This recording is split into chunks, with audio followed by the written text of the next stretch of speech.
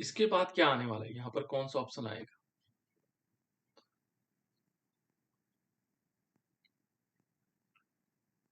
मेरी आवाज आ रही है आप लोगों को?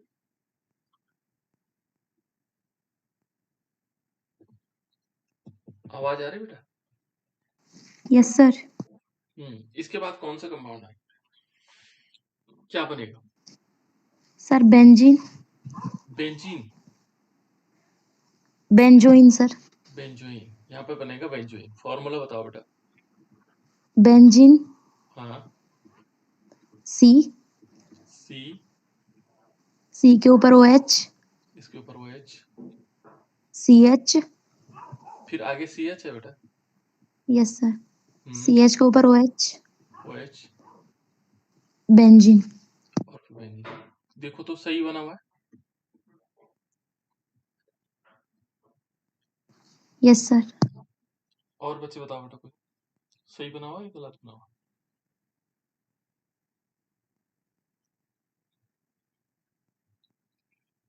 क्या ऐसा ही होता है बेंजोइन? Yes sir. और हाँ, सर सी के ऊपर ओ ही ओ है। हाँ, यहाँ पर डबल बॉन्ड से क्या लगेगा, ओ लगेगा। तो ये थोड़ा ध्यान रखना आपको।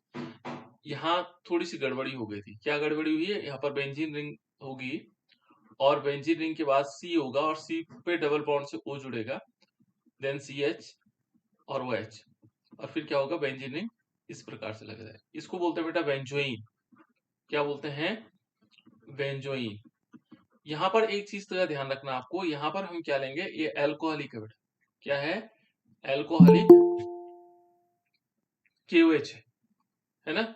यहाँ पर एल्को भी लिख सकते हैं हम, एल्कोहलिक पोटेशियम हाइड्रोक्साइड है। ये एल्कोहलिक पोटेशियम हाइड्रोक्साइड है, जिसकी उपस्थिति में ये क्या कर देता है, बेंजोइन बना देता है। ये अभिक्रिया हो सकती थी कि कैनिजारो रिएक्शंस भी हो, है ना। यदि हम क्या करें 50% NaOH ले लें यहाँ पर, तो ये किस में कन्वर्ट हो जाएगी, कैनिजारो। लेकिन अभी कौन सी रिएक्शन है बेटे?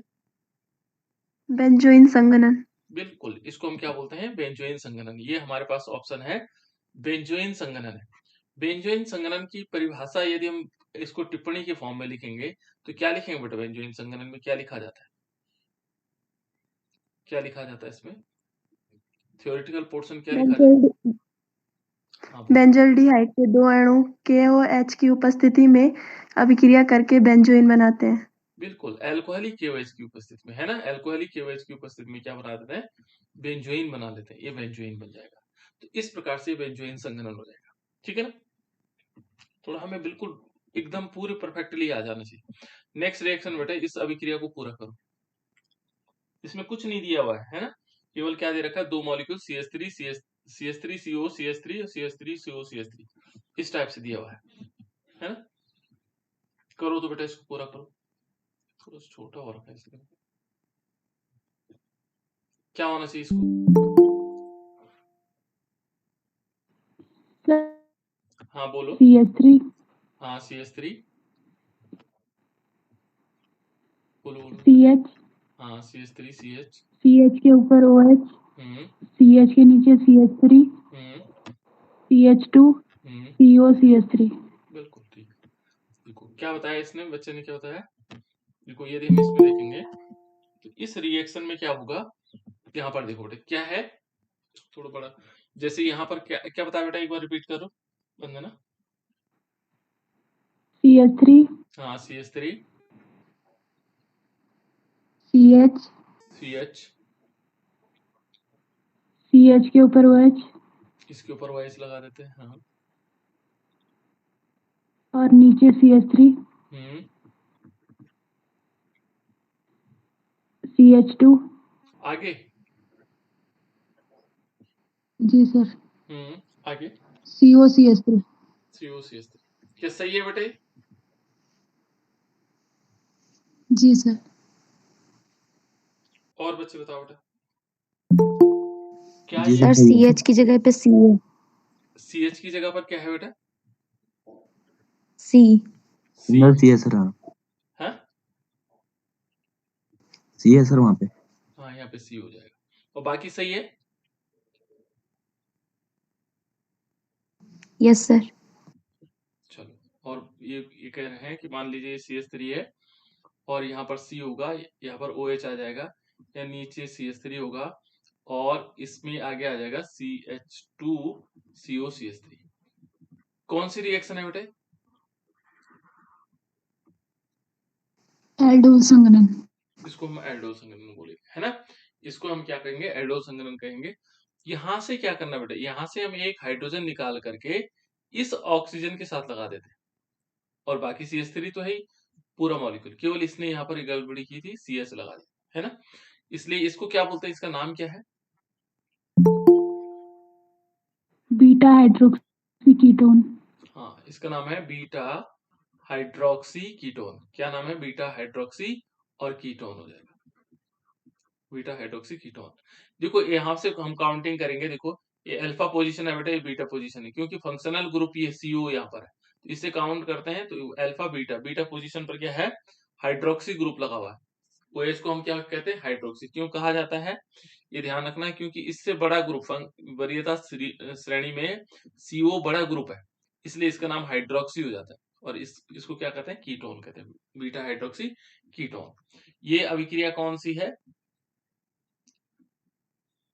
एल्डोल संघनन। ठीक है, एल्डोल संघनन क्या होता है बेटा? दो या दो से अधिक एल्डिहाइड एवं कीटोन जिनमें अल्फा हाइड्रोजन उपस्थित होता है। हाँ बिल्कुल, दो या दो से अधिक क्या होंगे? एल्डिहाइड हो सकते हैं या कीटोन हो सकते हैं। तो यहाँ पर दो क्या है? कीटोन है। एल्डिहाइड भी हो सकते हैं बेटा, जैसे CH3CHO, है ना, और प्लस CH3CHO। यदि हम इनकी दोनों की अभिक्रिया भी करवाएंगे तब भी क्या होगा? देखो यहाँ पर CH3CH और इस पर OH हो जाएगा, यहाँ से एक हाइड्रोजन जाएगा ना, इस वाले से एक हाइड्रोजन, ये ऑक्सीजन जो है OH के रूप में बन जाएगा, और ये क्या बचेगा? CH2 एंड CHO, है ना। और इसका नाम क्या है? Beta hydroxy aldehyde. Beta hydroxy aldehyde, है ना। तो इस प्रकार से, या हम सिंपल इनको एल्डोल भी कह सकते हैं, एल्डोल, तो इसलिए इसको एल्डोल संघनन कहा जाता है ना। संघनन का मतलब होता है बेटा जुड़ना, माने नजदीक नजदीक आकर के संगनित हो जाते हैं, है ना। तीसरी अभिक्रिया देखो बेटा, ये क्या है? सब छोटी हो रखी है बेटा, थोड़ा सा इनको मैं बड़ा कर रहा हूँ। इस रिएक्शन को बताओ आप लोग, है ना। रिएक्शन बहुत छोटी हो रखी है, इसलिए इनको थोड़ा बड़ा करना जरूरी है।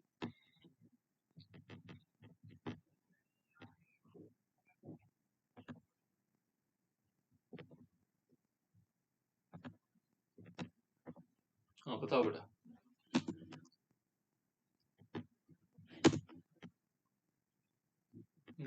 इस अभिक्रिया को बताओ।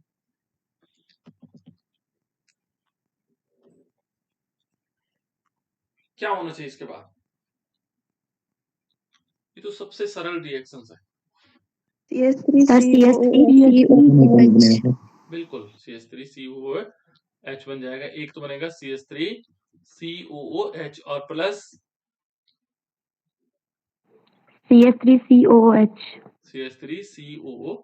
यानी कि दोनों क्या बनेंगे? क्या नाम है इनका? Acetic acid. और दूसरा नाम क्या है बेटा इसका? एथेनोइकम। हाँ, दूसरा नाम है इसका एथेनोइकम। ठीक है, इसको हम एथेनोइकम भी कहते हैं। इसका नाम क्या है? ये क्या है? इसमें 3 ऑक्सीजन लगे हुए, देखो 1 2 3 ऑक्सीजन है। एसिड। ठीक है ना, पैरासिट है, इसको हम पैरासिट कहेंगे। यहाँ से एक ऑक्सीजन जा करके इसके साथ जुड़ जाता है और ये क्या बना देता है? एसिटिक एसिड बना देता है ना। इस अभिक्रिया को क्या कहते हैं बेटा? बेयर-विलेगर कीटोन का ऑक्सीकरण। बिल्कुल, बियर-विलेगर कीटोन का ऑक्सीकरण, ठीक है ना, यही अभिक्रिया कहलाती है ना। ये नेम रिएक्शन है सारी की सारी। तो नेम रिएक्शन पर हम अलग टाइप से क्वेश्चन बनाए हुए हैं, ठीक है। देखो अब नेक्स्ट क्वेश्चन है बेटा, इस अभिक्रिया को पूर्ण करना है।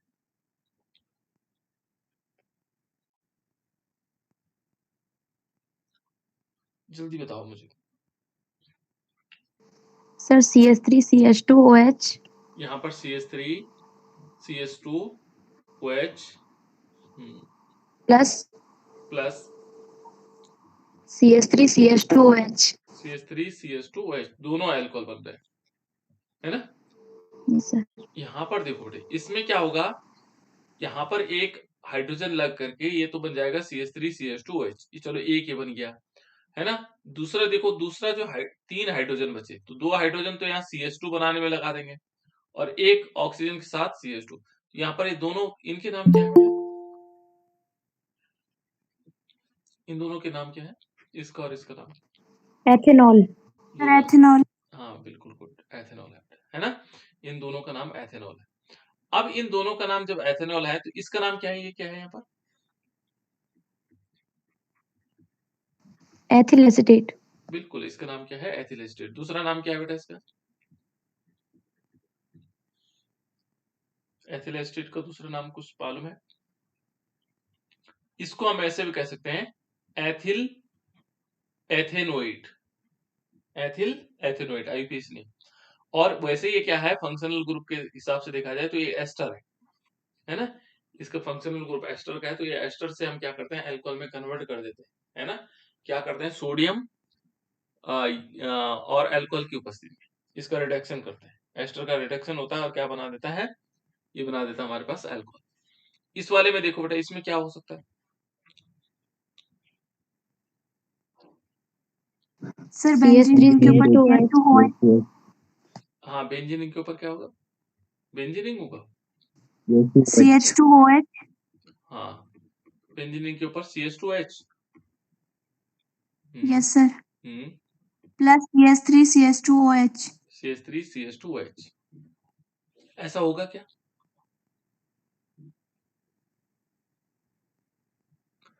CH3CH2OH, ठीक है, एक हाइड्रोजन यहाँ चला गया, है ना। और जो हमारे पास यहाँ बचेगा, ये CH, 2 हाइड्रोजन इसमें जाएंगे और एक ऑक्सीजन यहाँ पर, यानी कि CH2OH बना देगा। इसका नाम क्या है बेटा? Benzyl alcohol. और ये एथेनॉल। राइट, ये दोनों सही हो गए। लेकिन इसका नाम क्या था, यहाँ पर ये देखेंगे तो इसका नाम क्या था? Ethyl benzoate. Ethyl benzoate, good. ठीक है ना। तो ये रिएक्शन कौन सी है बेटा? बाउवोल्ट ब्लैंक अभिक्रिया। बाउवोल्ट ब्लैंक अभिक्रिया, यानी कि बाउवोल्ट ब्लैंक अभिक्रिया है। और इसमें क्या होता है, यदि हम परिभाषा के रूप में देखेंगे, किस प्रकार से होगी इसकी परिभाषा? एस्टर का अल्कोहल में अपचयन होता है, इसमें सोडियम और अल्कोहल अपचय के रूप में काम ले लेते हैं। ठीक है, गुड। ठीक है ना बेटा, इस प्रकार से हम 2 लाइन लिख सकते हैं उसके ऊपर, है ना। नेक्स्ट है बेटा, देखो निम्न अभिक्रिया को पूर्ण करना, ये देखो ये रिएक्शंस है और इसको हमें पूरा करना है। यहाँ पे क्वेश्चन मार्क है, इस वाली पोजीशन पर भी और इस वाली पोजीशन पर भी। ये 2 क्वेश्चन मार्क है जिसको हमने कंप्लीट करना है। क्या होगा बेटा? सर बेंजीन के ऊपर N2+BF4-। यहाँ पर, ठीक है ना, यहाँ आगे। इसका मतलब ये हुआ कि जो ये बेंजीन रिंग के ऊपर है N2+ और Cl-, इसका नाम क्या है बेटा? Benzene dioxin chloride. बिल्कुल। और हम रिएक्शन करवा रहे हैं HbF4, इसका नाम क्या है? हाइड्रोफ्लोरोबोरिक एसिड। हाइड्रोफ्लोरोबोरिक एसिड, है ना। इसकी रिएक्शन करवाएंगे, यहाँ से एक HCl निकलेगा, HCl ये हो जाएगा H और ये Cl, है ना।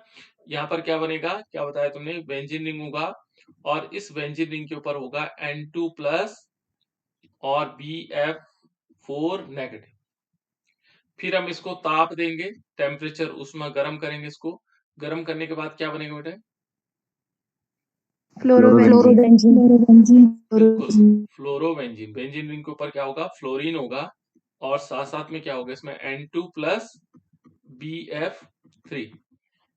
Clear, fluorobenzene. ये रिएक्शन कौन सी, इसका नाम रिएक्शन नाम क्या है इसका?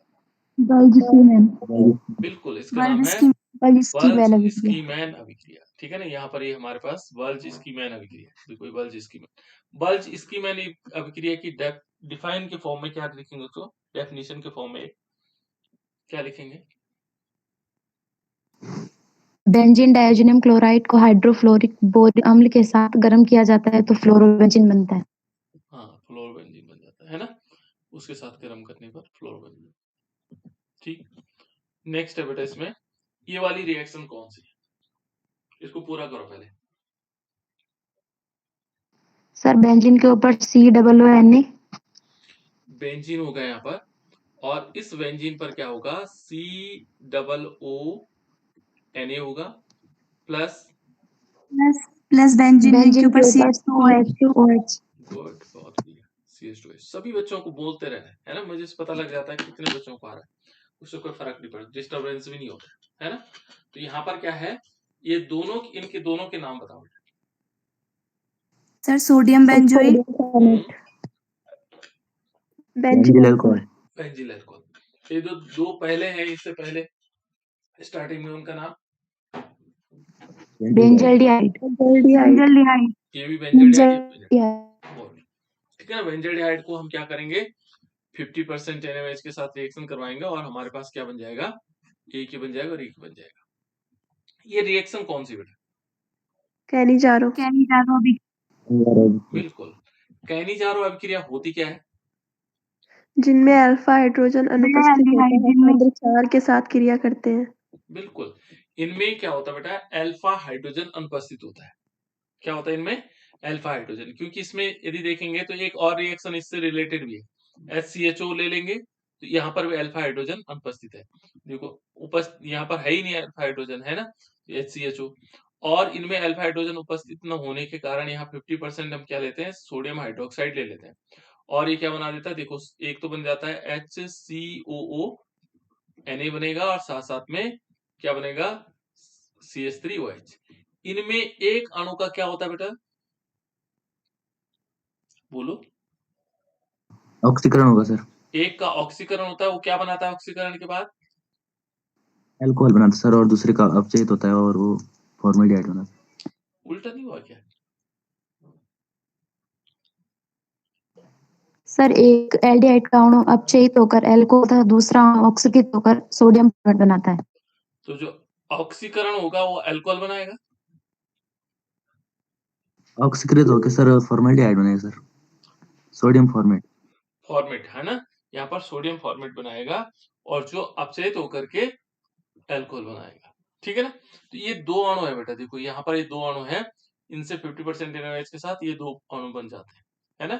तो ये ये कहलाता है कैनिजारो अभिक्रिया। ध्यान ये रखना है, कैनिजारो अभिक्रिया में अल्फा हाइड्रोजन क्या होते हैं, अनुपस्थित होते हैं, लेकिन जो एल्डोल संघनन होता है उसमें क्या होता है, अल्फा हाइड्रोजन उपस्थित होते हैं, ठीक है ना, यहाँ पर उपस्थित होते हैं किसमें, एल्डोल संघनन में। तो ये दोनों एक दूसरे के विपरीत है थोड़ा बहुत, है ना। यहाँ पर मैंने दूसरी रिएक्शन भी लिख ली, इस यहाँ तो एक ही रिएक्शन दी हुई थी, दूसरी रिएक्शन हम फॉर्मल्डिहाइड के साथ भी क्या दे सकते हैं, कैनिजारो अभिक्रिया दे सकते हैं। नेक्स्ट ये है बेटा, ये कौन सी रिएक्शन है, इसको पहले पूरा करो फिर बताओ कौन सी रिएक्शन।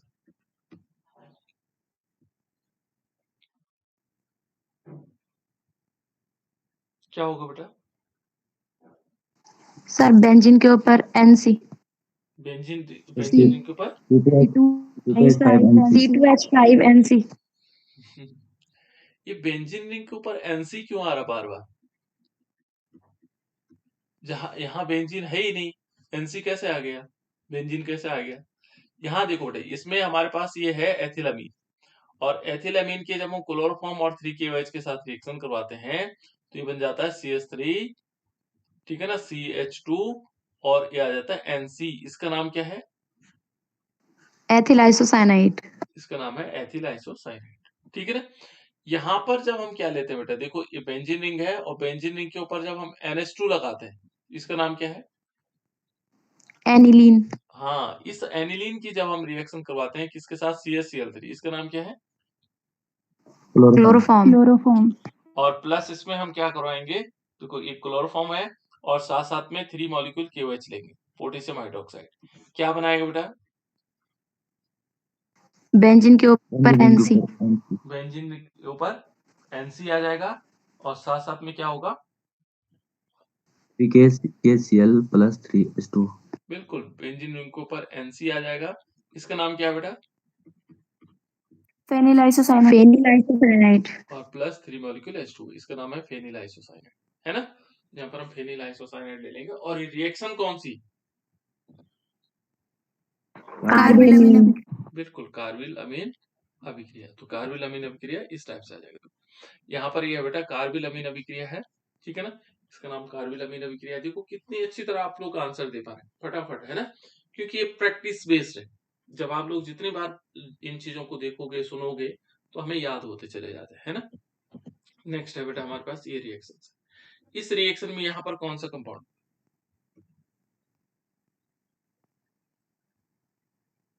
सर CH3 हम्म COO हम्म C2H5। बिल्कुल। यहाँ पर भी एथिल एस्टेट होगी, एक एथिल एस्टेट है, एक एथिल एस्टेट है। इन दोनों की अभिक्रिया करने के बाद यहाँ पर सोडियम मेथॉक्साइड लेंगे इसके प्रेजेंस में, और यहाँ क्या बन जाता है? Ethyl एसिटो acetate. इसको EAAB कहते हैं बेटा, है ना, इथाइल एस्टो एस्टेट, और साथ साथ में इथाइल अल्कोहल भी करता है। ये रिएक्शन कौन सी है? क्लेजन संघनन। बिल्कुल, ये क्लेजन संघनन है, जिसमें इथाइल एस्टो एस्टेट का फॉर्मेशन होता है, क्लेजन संघनन कहलाता है ना। नेक्स्ट है बेटा ये रिएक्शन, इसका नाम क्या है? यहाँ पर क्या होना है? दो तो नहीं चल गए एक साथ, बताओ बेटा यहाँ पर क्या बनेगा? सर बेंजीन रिंग के ऊपर CH2 CH3। बेंजीन रिंग के ऊपर क्या होगा? CH2 CH3। एक बेंजीन रिंग होगा, और इस बेंजीन रिंग पर क्या होगा बेटा? CH2 CH3 होगा, ठीक है ना, और साथ साथ में इसमें H2O निकल जाएगा। तो यहाँ पर ये क्या है बेटा? इसका नाम क्या बोलते हैं? Sir zinc amalgam. बिल्कुल, जिंक अमलगम। इसकी कौन सी अभिक्रिया है? सर क्लेमेंसन अपचयन। बिल्कुल, इसका नाम क्या हो जाएगा? क्लेमेंसन अपचयन, ठीक है ना। इसकी परिभाषा किस प्रकार से होगी, डिफाइन किस प्रकार से होगा? जब एल्डिहाइड्स व कीटोन्स को जिंक अमलगम व सांद्र HCl के साथ अभिकृत करते हैं तो वे अपने संगत हाइड्रोकार्बन्स में अपचयित हो जाते हैं। बिल्कुल, गुड। और बच्चे बताओ बेटा,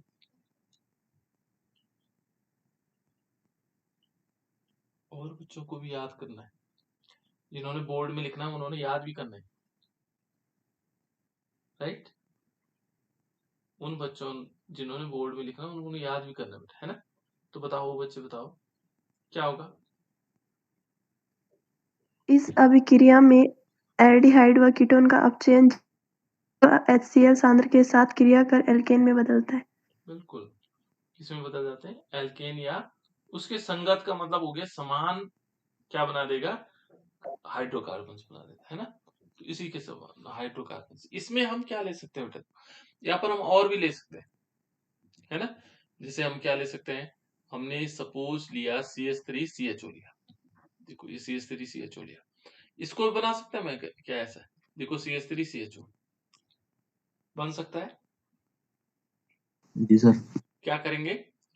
4H की रिएक्शन करवाएंगे, यहाँ पर क्या लेंगे? जिंक अमलगम लेंगे, HCl होगा, और ये क्या बन जाएगा? CH3 single bond CH3, ethane बन गया, प्लस H2। इसमें हम कीटोन भी ले सकते हैं, कीटोन का मतलब एसीटोन, CH3CO CH3, और इसका भी हम क्या कराएंगे? 4H के साथ रिएक्शन करवाएंगे, जिंक ओब्लिक Hg, है ना, जिंक अमलगम, और जिंक अमलगम की उपस्थिति में क्या बना देगा? बना देगा CH3 CH2 CH3 बन जाएगा प्रोपेन। देखो संगत बन रहा बेटा, 3 कार्बन वाला 3 कार्बन वाला बन रहा है ना, और H2O निकल रहा है। तो ये है हमारे पास इसको क्या बोलते हैं? Clemmensen reduction. क्या बोलते हैं इसको? Clemmensen reduction. इस प्रकार से जाएगा। नेक्स्ट है बेटा ये देखो, ये रिएक्शन, ये देखो क्या है,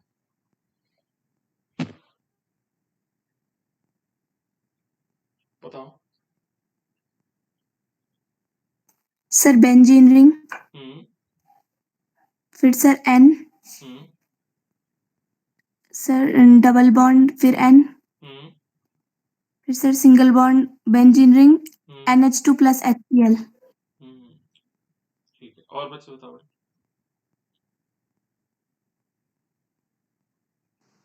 sir benzene ring, N double bond N, benzene ring होगा, benzene N double bond N, benzene OH, यहाँ पर आएगा OH, है ना। OH कहाँ से लाया बेटा तुमने? कॉपी से देख रहे हो क्या?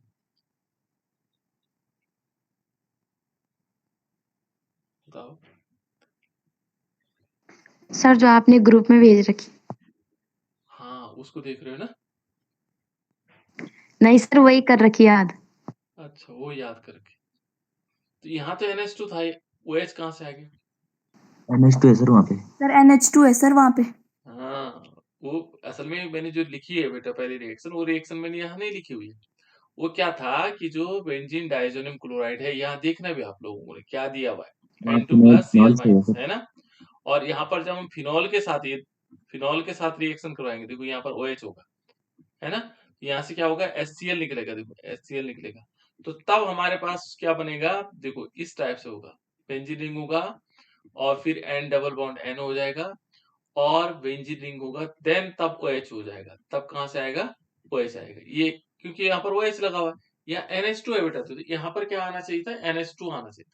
शिक्षा ध्यान रख, है ना? यहाँ देखो और करो, उसको सॉल्व करने की कोशिश करो, ठीक है बेटा? इस टाइप से होगा, यहाँ पर OH हो जाएगा, ठीक है ना? तो आपको ऐसा करना है। और इसका जो रंग होगा बेटा, वो कैसा होगा? येलो। हम्म, सर ऑरेंज। इसका होगा orange colour, N double bond N और बेंजीन रिंग होगा, यहाँ पर क्या होगा, NH2 होगा। इसका ऑरेंज था बेटा, इसको देख लेना आप लोग। Sir yellow. Sir yellow. Sir yellow. हाँ हाँ, तभी तो मैं कह रहा हूँ कि इसको गड़बड़ क्यों हो रहा है, ठीक है ना? तो इस प्रकार से आ जाएगा। और इसका नाम क्या है, पैरामिनो पैरामीन। आइसोबेंजीन, पैरामिनो आइसोबेंजीन है। कौन सी अभिक्रिया है बेटा? युग्मन अभिक्रिया। बिल्कुल, इसको हम क्या बोलेंगे, युग्मन अभिक्रिया, कपलिंग रिएक्शन। याद वो रखना, दोनों चीजें आगे पीछे हो जाती है ना। पर चलो, आप लोग याद कर रहे हैं, कोशिश कर रहे हैं, थोड़ा बहुत मिस्टेक हो जाती है। चलो नेक्स्ट है बेटा ये रिएक्शन, यहां पर खाली है और NaNO2 प्लस HCl लिखा हुआ है। क्या होगा यहाँ पर? सर बेंजीन के ऊपर NH2। बिल्कुल, बेंजीन रिंग के ऊपर क्या होगा, NH2 होगा। इसको बोलते हैं बेटा, क्या बोलते हैं इसको? एनिलीन। बिल्कुल, इसको बोलते हैं एनिलीन, ठीक है ना? एनिलीन की जब हम NaNO2 के साथ रिएक्शन करवाते हैं, 2HCl के साथ रिएक्शन करवाते हैं, तो ये क्या बन जाता है, इसका नाम क्या था, बेंजीन डाइज़ोनियम क्लोराइड, है ना? यहाँ पर बेंजीन नहीं लिखा, लेकिन हम लिख सकते हैं बेंजीन डाइज़ोनियम क्लोराइड। ये बेंजीन डाइज़ोनियम क्लोराइड है, ठीक है ना? तो बेंजीन डाइज़ोनियम क्लोराइड बनेगा। और इस अभिक्रिया को, जब बेंजीन डाइज़ोनियम क्लोराइड बनता है, तो उस अभिक्रिया को हम क्या कहते हैं, डायएजोनीकरण। बिल्कुल, डाइज़ोनीकरण कहते हैं, है ना? इस प्रकार से डाइज़ोनीकरण, ये कौन सी अभिक्रिया हो जाएगी, डाइज़ोनीकरण। नेक्स्ट रिएक्शन है बेटा ये, बताओ इस यहाँ पर क्या होगा,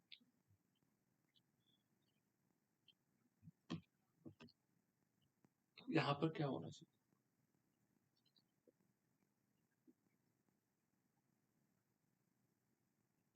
CH। यहाँ पर CH होगा। उसके सर नीचे डबल बॉन्ड CH2। सर फिर आगे CHO। ऐसे हो सकता है ना, या हम इसको ऐसे भी लिख सकते हैं, कोई दिक्कत नहीं, मैंने तो वहां लिखा हुआ है ऐसे, CH2 double sir bond CH। Sir CH2 के ऊपर सर CH और सर सिंगल बॉन्ड CHO। नहीं, ठीक तो है बेटा, इसमें कोई दिक्कत नहीं है, एक ही चीज है, पहले CH2 होगा, फिर CH होगा, फिर CH होगा, है ना? इसको हमने लिखा हुआ है ऐसे, लेकिन सही है ये।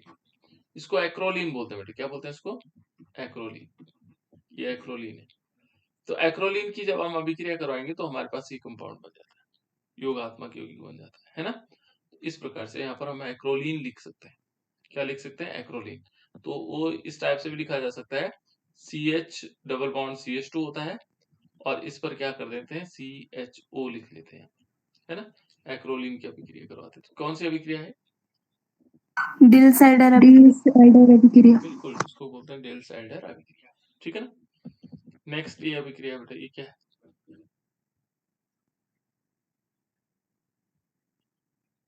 सर इटार अभिक्रिया। बेंजीन के ऊपर CH। हाँ, बेंजीन रिंग के ऊपर CH। CH, फिर सर ब्रैकेट के अंदर OCR, OCR, फिर sir OH, OH, Cl2, Cl2, फिर सर ब्रैकेट को क्लोज और सर उसके नीचे सर 2। होल ट्वाइस, इस प्रकार से हो जाएगा, है ना। और यहाँ जब हम इसका क्या करवाते हैं, पानी के साथ अभिक्रिया करवाते हैं, फिर क्या बन जाता है? सर बेंजीन रिंग के ऊपर CHO। क्या बोलते हैं बेटा इसको? सर बेंजील्डिहाइड। बेंजील्डिहाइड बन जाता है ना। और फिर क्रोमिल क्लोराइड अलग निकल जाता है, CrO2 Cl2 अलग निकल जाता है, ठीक है। तो ये इस प्रकार से क्या बन जाएगा, पहले योगात्मक यौगिक बनता है और फिर क्या बन जाता है, CHO बन जाता है, ठीक है ना। इस अभिक्रिया का नाम क्या है बेटा? इटार्ड अभिक्रिया। इटार्ड अभिक्रिया। बिल्कुल, इसको हम बोलते हैं इटार्ड अभिक्रिया, है ना। नेक्स्ट एक और रिएक्शन है बेटा, ये क्या है, यहाँ पर क्या होगा?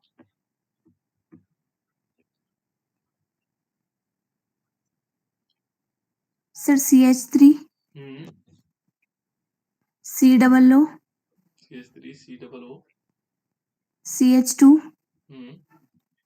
CH3। क्या नाम है बेटा इसका? इसका नाम क्या है? Ethyl acetate. Ethyl acetate. बिल्कुल, इसका नाम है एथिल एसीटेट, ठीक है ना। इसका नाम क्या होगा, एथिल एसीटेट। तो इस प्रकार से हमारे पास ये हो जाएगा, एथिल एसीटेट आ जाएगा। और इसको हम एस्टर भी कह सकते हैं, जनरल नेम क्या है इसका, एस्टर, है ना। ये एस्टर है, एस्टर ग्रुप का है। अभिक्रिया क्या है बेटे? एस्टरीकरण। एस्टरीकरण। इसको हम एस्टरीकरण कहते हैं, ठीक है ना। इस अभिक्रिया को बताओ। यहाँ दो है, एक डॉट यहाँ पर, एक डॉट यहाँ।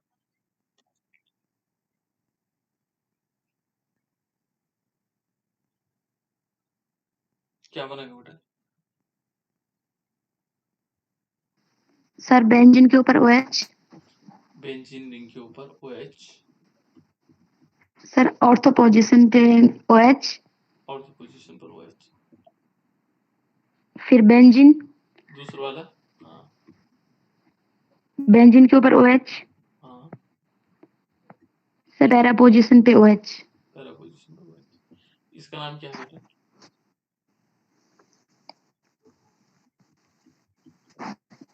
क्या नाम है इसका? कैटिकॉल। और इसका नाम क्या है, क्यूनॉल, ठीक है ना। क्या, कौन सी अभिक्रिया है? सर एल्बस अभिक्रिया।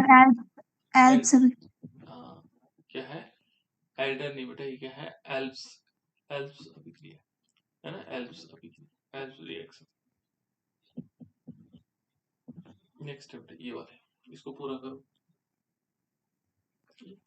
अब 16 कैसे हो गया? अच्छा, ये एल्प्स अभिक्रिया, चलो 16 वाला कर लेते हैं। क्या होगा बेटा यहाँ पे? Sir CH3, sir whole twice, फिर sir NH, NH plus HCl निकल गया, है ना। फिर दोबारा देखो क्या होगा, सर CH3,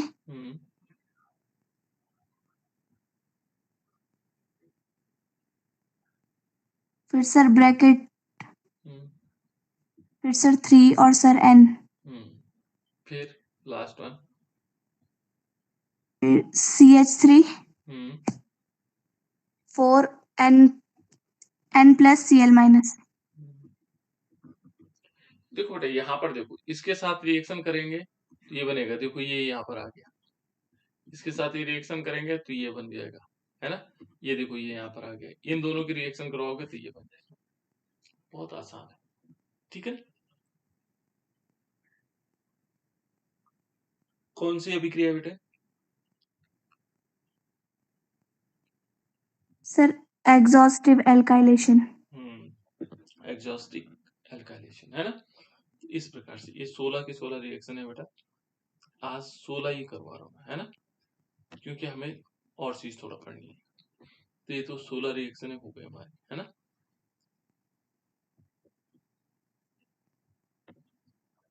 चलो और चीज देखते हैं इसमें। ये इसलिए बताया मैंने ताकि हमारा उद्देश्य था कि 15 रिएक्शन होगा तो पूरा रिवीजन हो जाए, है ना।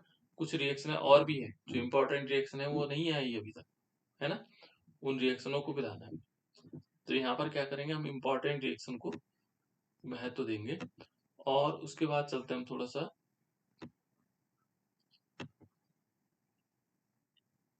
Unit third.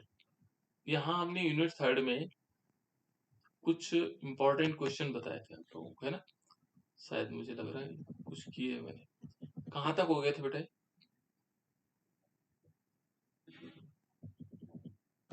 सर कोलराउस के नियम। हाँ, कोलराउस का नियम। क्या था बेटा कोलराउस का नियम? किसी विद्युत अपघट्य विलयन की अनंत तनुता पर मोलर चालकता धनात्मक और ऋणात्मक विलयन की मोलर चालकताओं के योग के बराबर होता है। देखो ये है, यहाँ पर क्या है बेटा, देखो कोलराउस ने क्या नियम दिया। कोलराउस ने कहा, ये कोलराउस नियम है कि अनंत तनुता पर, ये बहुत इंपॉर्टेंट रूल है बेटा, है ना, काफी इंपॉर्टेंट है। और ये क्या कहता है, इसने दिया अनंत तनुता पर, अनंत तनुता के लिए। तो ये कहता है अनंत तनुता पर किसी विद्युत अपघट्य की मोलर चालकता, माने कोई विद्युत अपघट्य है उसकी मोलर चालकता है ना। तो उस मोलर चालकता को क्या कहता है कि उस विद्युत अपघट्य के धनायन और ऋणायनों की मोलर आयनिक चालकताओं का योग के बराबर होती है। मान लीजिए हमारे पास कोई विद्युत अपघट्य पदार्थ है ना, मान लीजिए हमारे पास विद्युत अपघट्य पदार्थ NaCl, तो वो कह रहा है कि इसकी जो मोलर चालकता है, ये विद्युत अपघट्य है ना अनंत तनुता पर, यहाँ पर क्या होगा अनंत, ठीक है ना, यहाँ पर क्या लेंगे हम अनंत तनुता। तो अनंत तनुता पर क्या कह रहा है कि मान लीजिए कोई हमारे पास विद्युत अपघट्य पदार्थ है और इसकी हमें क्या निकालनी, मोलर चालकता। इसके हमें क्या चाहिए, मोलर चालकता। अनंत तनुता पर माना कोई विद्युत अपघट्य है, उसकी मोलर चालकता क्या होगी। तो कहता है कि उस विद्युत अपघट्य की, माना ये जो विद्युत अपघट्य हमारे पास है, इसके जो धनायन होंगे और ऋणायन होगा, इनकी मोलर आयनिक चालकताओं के योग के बराबर। इन दोनों की जो मोलर चालकताएं हैं उनका योग करेंगे तो हमारे पास मोलर चालकता आ जाएगी उस विद्युत अपघट्य पदार्थ की। कब? अनंत तनुता पर, ठीक है ना। तो ये नियम थोड़ा इंपॉर्टेंट है और इसको याद करना है ना। तो ये कोलराउस ने दिया था, क्या दिया था कि अनंत तनुता पर किसी वैद्युत अपघट्य की मोलर चालकता उस वैद्युत अपघट्य के धनायन और ऋणायन की मोलर आयनिक चालकताओं के योग के बराबर होता है। ठीक है बेटा, इसी के आगे देखें तो इसके अनुप्रयोग कहाँ कहाँ पर इस नियम को हम लागू कर सकते हैं। भाई जो ये नियम है, हाँ क्या है बेटा, देखो इसका अनुप्रयोग ये दुर्बल विद्युत अपघट्य के आयनन की मात्रा, बिल्कुल यहाँ पर देखिए ये कहता है दुर्बल वैद्युत अपघट्य की आयनन की मात्रा ज्ञात करें। जो दुर्बल वैद्युत अपघट्य हैं, जो बहुत दुर्बल है ना, उनकी जो वैद्युत अपघट्य हैं उनकी आयनन की मात्रा और आयनन स्थिरांक ज्ञात करने को करते हैं, जो दुर्बल वैद्युत अपघट्य है ना। दूसरा क्या है बेटा इसमें, जैसे दुर्बल वैद्युत अपघट्यों की अनंत तनुता पर मोलर चालकता ज्ञात करना। मोलर चालकता भी हम ज्ञात कर सकते हैं इससे, पर किन की, दुर्बल वैद्युत अपघट्यों की अनंत तनुता पर, ठीक है ना।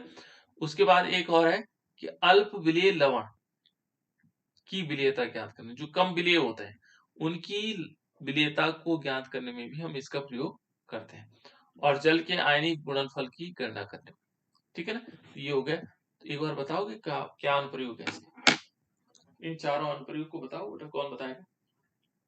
दुर्बल विद्युत अपघट्य के आयनन की मात्रा और आयनन स्थिरांक ज्ञात करना, दुर्बल विद्युत अपघट्यों की अनंत तनुता पर मोलर चालकता ज्ञात करना, अल्प विलेय लवणों की विलेयता ज्ञात करना, जल के आयनिक गुणनफल की गणना करने में। बहुत सुंदर, ठीक है। और कोई बच्चा बताओ बेटा, और कोई बता सकता है? चलो कोई बात नहीं, है ना, याद करना है सभी को, ऐसे ही याद करना है। तो देखो हम कोलराउस के नियम की कान प्रयोग जान सकते हैं, कहाँ पर उनका प्रयोग किया जाता है। अब मान लीजिए हमारे पास कोई दुर्बल वैद्युत अपघट्य है और उसकी हमें आयनन की मात्रा ज्ञात करनी, तो वहां पर हम इसका प्रयोग कर सकते हैं। या आयनन स्थिरांक ज्ञात करना, तो वहां पर भी प्रयोग कर सकते हैं, ठीक है ना। और उसके बाद दूसरा है इसमें दुर्बल वैद्युत अपघट्य बेटा अनंत अनुता पर इसकी मोलर चालकता ज्ञात करने के लिए। अनंत अनुता है और उस पर में हम मोलर चालकता ज्ञात कर सकते हैं। और जो अल्प विलीय होते हैं, कम विलीय वाले जो लवण होते हैं, उनकी विलीयता ज्ञात करने में, है ना। और जल के आयनिक गुणनफल की गणना करने में भी इसका प्रयोग होता है। अब उसके बाद है नेक्स्ट क्वेश्चन है बेटा इसमें, विद्युत अपघटनी सेल से आप क्या समझते हैं? विद्युत अपघटनी सेल किसे कहते हैं? विद्युत अपघटनी सेल जो विद्युत ऊर्जा को रासायनिक ऊर्जा में परिवर्तित करते हैं। बिल्कुल। देखो विद्युत अपघटनी सेल क्या है? ऐसे सेल होते हैं जो विद्युत ऊर्जा को रासायनिक ऊर्जा में परिवर्तित कर देते हैं, है ना। उसको हम क्या बोलते हैं? विद्युत अपघटनी सेल कहा जाता है। ठीक हो। नेक्स्ट है बेटा फैराडे का विद्युत अपघटन का प्रथम नियम क्या है? फैराडे के विद्युत अपघटन का प्रथम नियम क्या है? विद्युत अपघटन के दौरान किसी इलेक्ट्रोड पर मुक्त हुई पदार्थ की मात्रा प्रभावित होने वाली विद्युत धारा की मात्रा के समानुपाती होते हैं। बिल्कुल। यहाँ पर देखो ये इसने बोला, और किसी बच्चे को पता है? बताओ बेटा, किसी और बच्चे को मालूम है? देखो यहाँ उसने दो चीजें कही थी, दो नियम दिए थे इसने, ठीक है ना। ये कहता है कि विद्युत अपघटन के दौरान, माना कोई विद्युत अपघटन की क्रिया हो रही है ना। तो विद्युत अपघटन के दौरान क्या कहता है कि विद्युत अपघटन के दौरान किसी इलेक्ट्रोड पर, कोई भी इलेक्ट्रोड है पर मुक्त हुए पदार्थ की जो मात्रा होगी प्रवाहित होने वाली धारा के समानुपाती होता है। ठीक है ना, धारा की मात्रा के समानुपाती होता है। मान लीजिए हमारे पास इलेक्ट्रोड है ना, ऐसे है दो, एक इलेक्ट्रोड है, तो हम क्या कहेंगे कि यहाँ पर कितनी मात्रा होगी? जो माना विद्युत अपघटन के दौरान क्या होगा, इस पर कितनी मात्रा इकट्ठी हो जाएगी पदार्थ की, है ना। तो ये कहता है कि जितनी हम धारा प्रवाहित करेंगे, जितनी क्या होगा, प्रवाहित होने वाली धारा के समानुपाती होता है। जितनी अधिक मात्रा में धारा प्रवाहित करेंगे उतनी अधिक मात्रा में क्या होगा, उसमें पदार्थ यहाँ जमा हो जाएगा।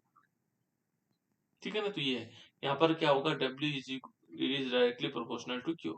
कितनी मात्रा जमा होगी, जितना हम क्या करेंगे उसमें विद्युत धारा की मात्रा उसको देंगे, इस प्रकार से, है ना। दूसरा नियम क्या था? विभिन्न विद्युत के अपघट्यों के विलयनों में समान विद्युत धारा समान समय तक प्रभावित करने पर इलेक्ट्रोडों पर मुक्त हुए भिन्न भिन्न पदार्थों की मात्रा की भारों के समानुपाती होते हैं। देखो यहाँ पर क्या है, यहाँ पर बहुत सारे अलग अलग प्रकार के क्या है, वैद्युत अपघट्य। जैसे माने एक यहाँ पर ले लो, दूसरा ये है, तीसरा ये है, तीन चार प्रकार के हमने वैद्युत अपघट्य ले रखे है ना। देखो विभिन्न विद्युत अपघट्यों के विलयनों में, ये देखो ये अलग है, ये अलग वाला विद्युत अपघट्य है, ये अलग वाला है, ये अलग वाला, अलग अलग तीन प्रकार के ले लिए, है ना। चार भी हो सकते हैं, पांच भी हो सकते हैं। फिर हम क्या करते हैं इसमें, समान मात्रा में विद्युत धारा करते हैं। समान मात्रा का मतलब यहाँ से जो विद्युत धारा है, माना हमने 12 वोल्ट किया, तो 12 वोल्ट यहाँ प्रवाहित किया, फिर ये 12 वोल्ट क्या हुआ, ये यहाँ से गया इसमें, फिर देखो यहाँ पर फिर हुआ, तो इसने क्या किया, ये 12 वोल्ट आगे बढ़ा दिया, और ये फिर 12 वोल्ट का जो लास्ट टर्मिनल है वो इसके पास आगे जुड़ने के लिए। अब इन सब में विद्युत धारा समान है, विद्युत धारा क्या है बेटा इसमें, समान है। लेकिन यहाँ पर वो कह रहा है कि पदार्थ की मात्राएं क्या हो, तो ये कहता है कि देखो जब समान विद्युत धारा समान समय तक, समय भी क्या रहेगा, समान रहेगा, प्रवाहित करने पर इलेक्ट्रोडों पर मुक्त हुए भिन्न भिन्न पदार्थों की मात्राएं, यहाँ पर ये देखेंगे, यहाँ अलग मात्रा हुई, यहाँ अलग हुई, यहाँ अलग हुई, तो कहता है कि जो भिन्न भिन्न मात्राएं हैं उनके तुल्यांक भारों के समानुपाती है। जो पदार्थ है उनके तुल्यांक भारों के समानुपाती, ये है इसका, ठीक है ना। हाँ, और इस यहाँ पर ये देखेंगे द्वितीय नियम क्या था, Z is equal to sorry Q, W is equal to, यहाँ पर क्या आ जाएगा, Z इंटू Q, इस प्रकार से, ठीक है ना। दूसरा नियम था बेटा किसका, फैराडे का विद्युत अपघटन के नियम, ठीक है ना। उसके बाद है बेटा इसमें नेक्स्ट है वैद्युत रासायनिक सल किसे कहते हैं, वैद्युत रासायनिक सल,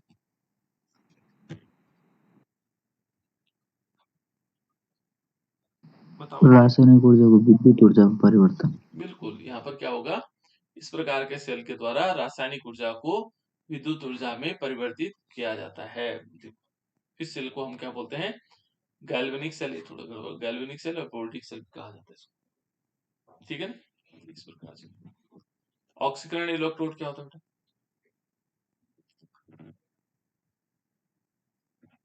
ये तो हमने इलेक्ट्रॉन त्यागने की प्रवृत्ति को मापा जाती है, अब चैन इलेक्ट्रोड हमने पढ़ चुके पहले, है ना। चलो ठीक हो गया बेटा। इस चैप्टर के छोटे छोटे क्वेश्चन पूरे तो नहीं हुए, लेकिन हम ये मान के चलते हैं कि कुछ हमने याद कर लिया इसमें से, है ना। अभी और क्वेश्चन बनाऊंगा बेटा मैं, देखो इसमें भी जगह है ना। तो अब इस तीसरा पार्ट है बेटा इसका, यदि हम तीसरा पार्ट देखेंगे तो तीसरा पार्ट कहाँ आ जाएंगे, ये आता है, देखो ये उदाहरण है, एग्जाम्पल है ना। कुछ एग्जाम्पल दिए हुए हमारे पास, ठीक है ना। उन एग्जाम्पल को हम लेते हैं।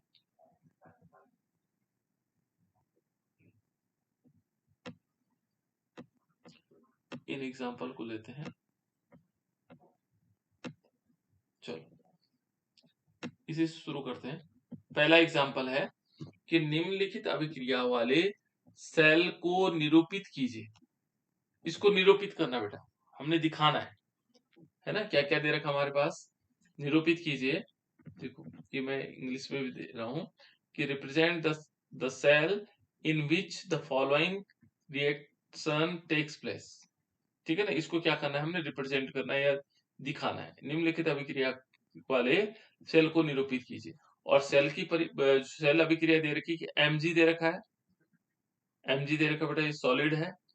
और फिर क्या दे रखा है, 2Ag दे रखा है, प्लस चार्ज दे रखा है। और यहाँ पर क्या दे रखा है, इसका इसकी सांद्रता दे रखी 0.0001 m, ये दे रखा है। फिर इसके बाद यदि देखेंगे, इज इक्वल चिन्ह लगाया, mg पे 2 पॉजिटिव चार्ज है, ठीक है ना। और यहाँ भी इसकी सांद्रता दे रखी 0.13 m और प्लस 2Ag। बस इसको हमने क्या करना, पहले सेल के रूप में निरूपित करना है। इसके सेल का परिकलन कीजिए, और ई नोट सेल का मान इतना दे रखा है, ई नोट सेल का मान ये वैल्यू दे रखी है, ठीक है ना।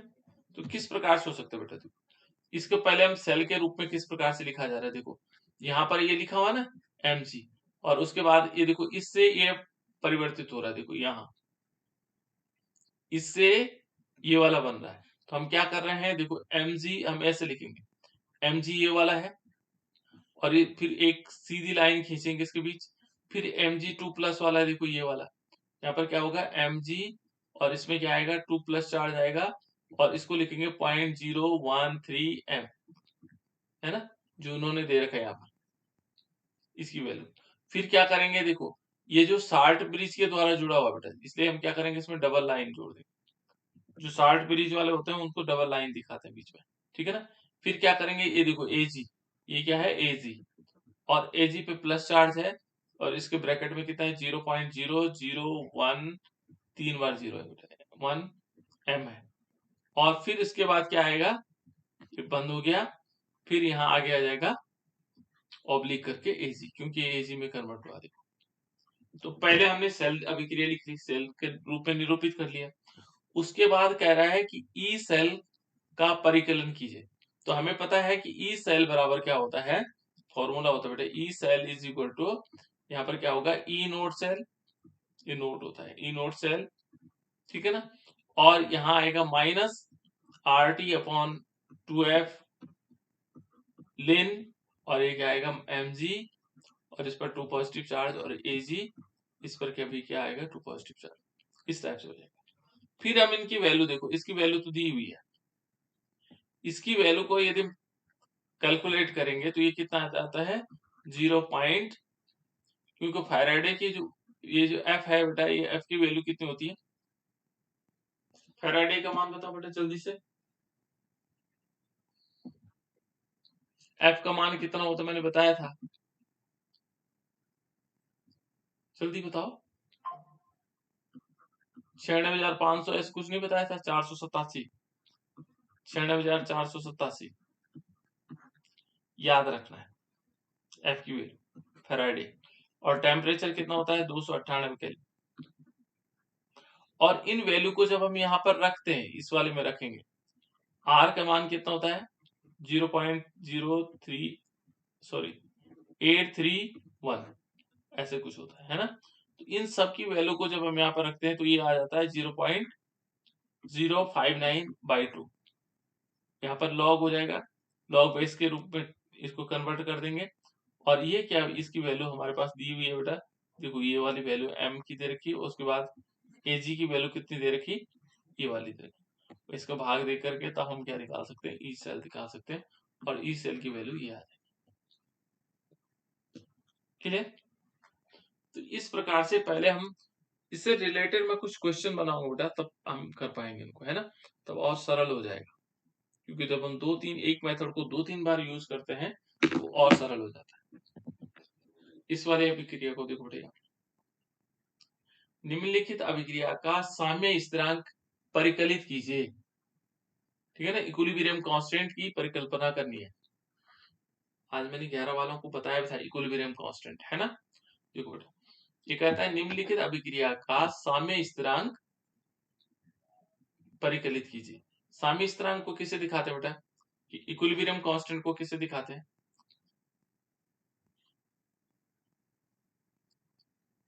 क्या होता है बेटा इक्विलिब्रियम कांस्टेंट, केसी। हाँ, इक्विलिब्रियम कांस्टेंट, है ना। तो ये कैलकुलेट करना है। पहले तो ये रिएक्शन दे रखी है, इसको हम उस फॉर्मेट में लिख सकते हैं, है ना। तो यहाँ पर हम आसानी से लिख सकते हैं, केसी की वैल्यू निकाल सकते हैं। लेकिन यहाँ केसी हम क्या निकालेंगे, इस मेथड से निकालेंगे, उस वाले मेथड से नहीं निकालेंगे। तो यहाँ पर क्या होता है, ई नोट सेल होगा जो हमारे पास, E naught cell is equal to क्या होगा, 0.059/2 होता है। और केसी यहाँ पर क्या होगा, लॉग केसी के फॉर्म में होगा, लॉग केसी, है ना। तो इसको हम निकाल सकते हैं बेटा, कैसे निकाल सकते हैं, देखो इनकी वैल्यू तो हमारे पास मौजूद है, केवल हम लॉग केसी की वैल्यू निकालेंगे, और लॉग केसी बराबर क्या कर देंगे, इसको उधर ले जाएंगे तो ये माइनस में हो जाएगा, है ना। तो यहाँ केसी इज इक्वल टू क्या होगा, एंटी लॉग ले लेंगे, है ना। केसी लॉग केसी बराबर इतना है, तो केसी बराबर क्या है, एंटी लॉग, इसका एंटी लॉग ले लेंगे, है ना।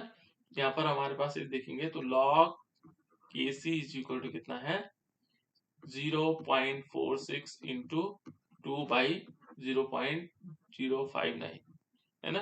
इसको कैलकुलेट करेंगे तो 15.5 आएगा। ये किसकी वैल्यू है, लॉग केसी की वैल्यू, है ना। तो केसी इज इक्वल टू क्या करेंगे, इस लॉग को हटाने के लिए, इस लॉग को हटाने के लिए एंटी लॉग ले लेंगे, 15.5 एंटी लॉग ले लेंगे। तो इसका एंटी लॉग होता है बेटा कितना, 3.92, वो टेबल में दिख जाएगा, इंटू 10⁻15, इस प्रकार से। ये है बेटा, इस टाइप से हम इन क्वेश्चनों को सॉल्व कर सकते हैं।